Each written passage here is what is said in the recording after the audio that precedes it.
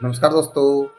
आज मैं आपके सामने एक नई प्रेरक कहानी लेकर के प्रस्तुत हुआ हूँ। एक बार एक बूढ़ा आदमी 3 गठरी उठाकर पहाड़ की चोटी की ओर बढ़ रहा था। रास्ते में उसके पास से एक हष्ट-पुष्ट नौजवान निकला। बूढ़े आदमी ने उसे आवाज लगाई कि बेटा, क्या तुम मेरी एक गठरी अगली पहाड़ी तक उठाकर ले जा सकते हो?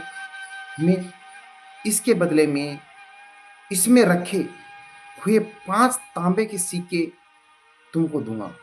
लड़का इसके लिए सहमत हो गया।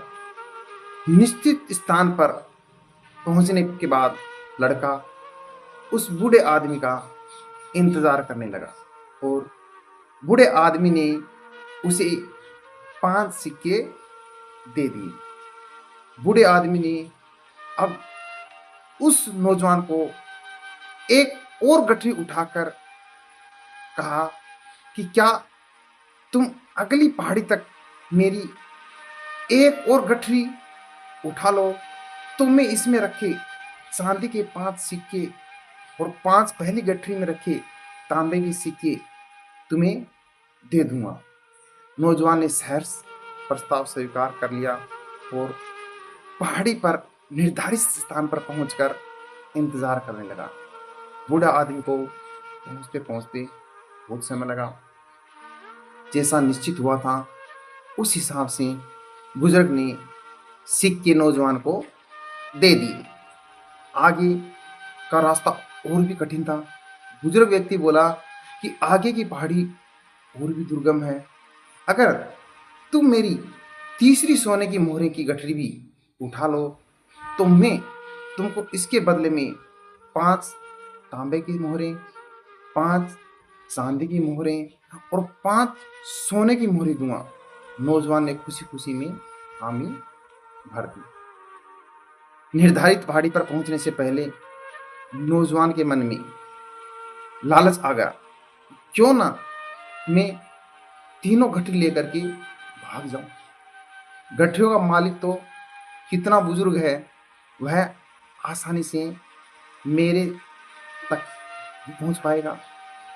अपने मन में आए लालच की वजह से उसने रास्ता बदल लिया।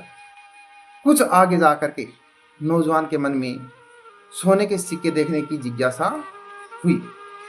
उसने जब गठरी खोली तो उसे देख करके वह दंग रह गया, क्योंकि सारे सिक्के नकली थे। उस गठरी में एक पत्र निकला। उसमें लिखा था कि जिस बुजुर्ग व्यक्ति की तुमने गठरी चोरी की है वह वहां का राजा है। राजा जी भेष बदल करके अपने कोषागार के लिए ईमानदार सैनिक का चयन कर रहे थे। अगर तुम्हारे मन में लालच ना आता तो सैनिक के रूप में आज तुम्हारी भर्ती पक्की थी, जिसके बदले तुमको रहने के लिए घर, अच्छा वेतन मिलता। लेकिन अब तुमको कारावास होगा, क्योंकि तुम राजा जी का सामान चोरी करके भागे हो। यह मत सोचना कि तुम बच जाओगे, क्योंकि सैनिक लगातार तुम पर नजर रखे हैं। अब नौजवान अपना माथा पकड़कर बैठ गया। कुछ ही समय में राजा के सैनिक आकर उसे पकड़ लिया। उसके लालच के कारण उसका भविष्य जो उज्जवल हो सकता था वह अंधकार में हो चुका था। इसलिए कहते हैं लालच बुरी बला है।